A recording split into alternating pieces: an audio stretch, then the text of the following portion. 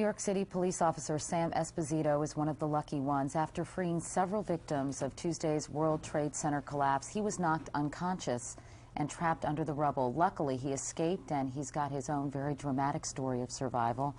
Officer Esposito, Sam, thanks very much for coming in. Morning. How are you feeling? I should mention that what did you break your wrist and broke your kneecap? Yeah. And you have a cast all the way up to here, down, yeah. And you're in a fair amount of pain this morning. I'd say so, yes. But you're obviously feeling extremely fortunate, aren't you? Yes. Very. You were on vacation, Sam. I know that this past week you were scheduled to be on vacation. Working. Tell me how you happened to come upon this horrific scene. I had to appear at headquarters at 9 o'clock. I had a 9 o'clock appearance to go and pick up some paperwork. And when I got there, headquarters had been closed. They were evacuating everybody.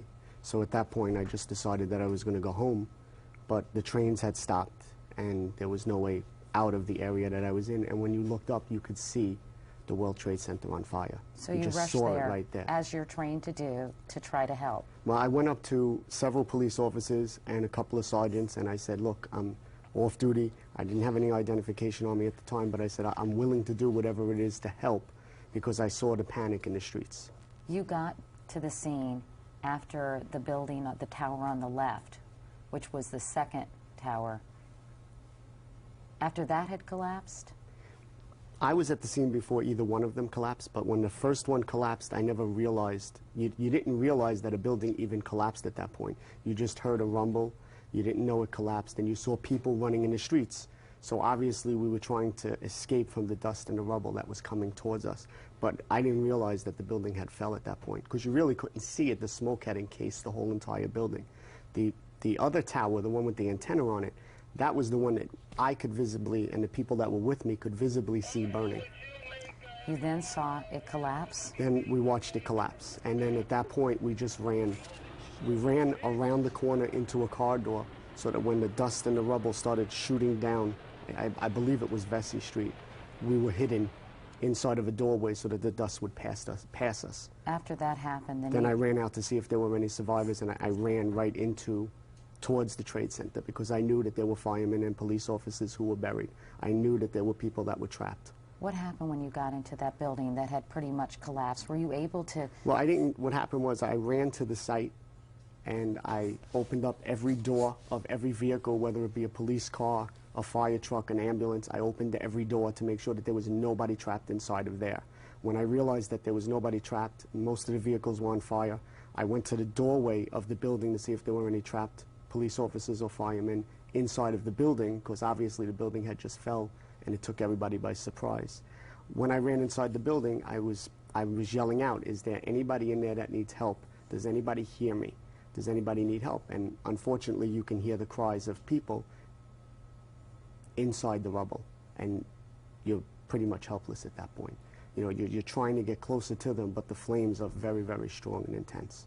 And they were begging for help, which I think must be something that has haunted you ever since. These people who you couldn't help.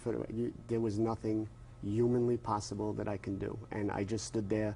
I didn't know what to do, and I just continued forward, because I knew that there may be somebody in there that I could help. And there were several people that were on the floor, and they needed assistance getting up, but they pretty much weren't hurt.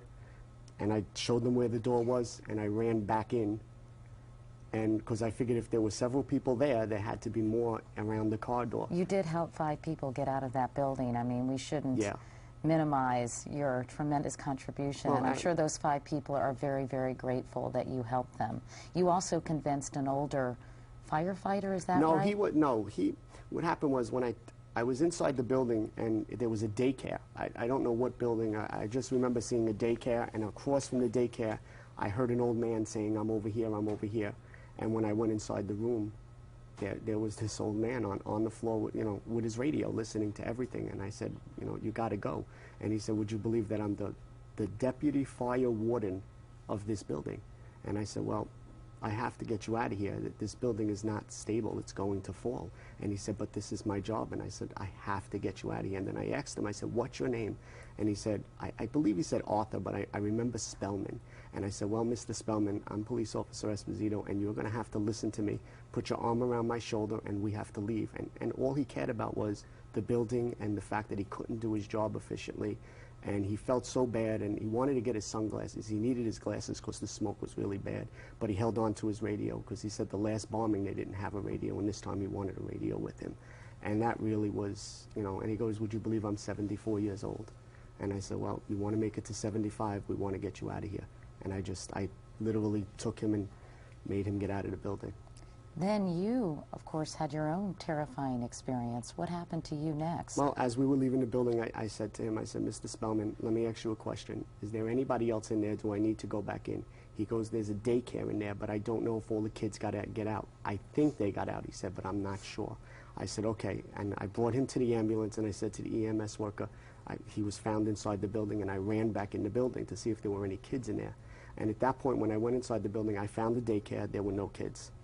Which must have been a great relief, by the way. Yes, it was. I overturned all the chairs, and then I ended up in a bank. There must have been a bank in there or something, and I went into the bank and I looked around. I made sure that there was nobody in there.